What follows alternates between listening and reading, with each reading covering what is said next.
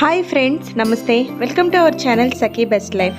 ఈరోజు రేషన్ రైస్తో snack item చేగోడీస్ ఇంట్లోనే ఎలా ఈజీగా చేసేయచ్చో చూద్దాం. ఇది ఆంధ్ర స్పెషల్ అండి. వీటిని తెలియని తెలుగు వాళ్ళు అంటూ ఉండరు. మెత్తగా ఉండే రైస్ ఫ్లోర్ని ముందుగా తీసుకొని అందులో 2 స్పూన్స్ నువ్వులు వేసి 1 స్పూన్ జీలకర్ర, 1 స్పూన్ సాల్ట్, 1/2 టేబుల్ స్పూన్ కారం, 1/2 టీ స్పూన్ ఇంగువ, 1/2 టీ స్పూన్ నెయ్యి ఇవి వేసి వీటిని బాగా కలపాలి.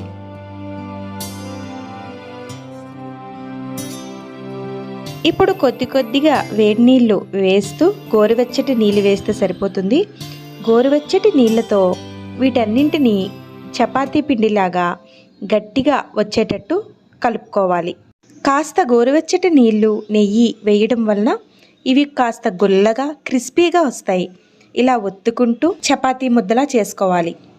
2 టేబుల్ స్పూన్స్ వరకు మైదా వేయాలి. మైదా అనేది వేస్తే మనం చేగోడీలు చేసేటప్పుడు ఇవి బియ్యం పిండి కదండి, దీంతో విరిగిపోకుండా కాస్త మనం అనుకున్న షేప్స్లోనే రౌండ్గా వస్తాయి. ఇలా పిండిని గట్టిగానే ఒత్తుకుంటూ రౌండ్గా అయ్యేటట్టుగా చేసుకోవాలి. పిండి అనేది ఆరనివ్వకూడదు. ఇలా పిండిని రెడీ చేసుకున్న తర్వాత ఇలా వీడియోలో చూపించినట్టుగా కాస్త ముద్ద తీసుకొని వీటిని ఈ షేప్స్లో ప్రిపేర్ చేసుకోవాలి. పిండి అనేది తడి ఆరనివ్వకూడదు.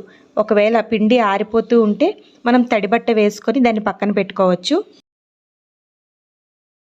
పిండి ఆరింది అనుకుంటే మనకి షేప్స్ అనేవి రావు, విరిగిపోతూ ఉంటాయి.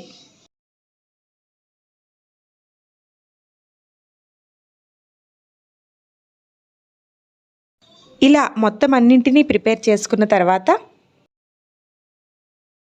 ఇప్పుడు ప్యాన్ పెట్టి డీప్ ఫ్రైకి సరిపడా ఆయిల్ వేసి ఆయిల్ అనేది బాగా వేడెక్కాలి. ఆయిల్ బాగా వేడెక్కిన తర్వాత వీటిని హై ఫ్లేమ్ మీదే మనం 2 మినిట్స్ వరకు ఫ్రై చేయాలి. లోపల కూడా కొంచెం బాగా ఫ్రై అయ్యి మనకి కరకరలాడుతూ వస్తాయి. ఇలా బ్రౌన్ కలర్ వచ్చే వరకు వీటిని వేపితే సరిపోతుంది. వీటిని పక్కన పెట్టుకొని వేడిగా ఉండేటప్పుడు తింటే కాస్త మెత్తగా ఉంటాయి, చల్లారాక గట్టిగా అయిపోతాయి. అప్పుడు కరకరలాడుతూ క్రిస్పీగా చేగోడీలు రెడీ అయిపోతాయి. మన ఇంట్లో ఉండే వాటితోనే చాలా ఈజీగా ప్రిపేర్ చేసుకోవచ్చు. మరి మీరు కూడా ట్రై చేసి ఎలా వచ్చిందో మాకు కామెంట్ రూపంలో అయితే తెలియచేయండి. Thank you for watching.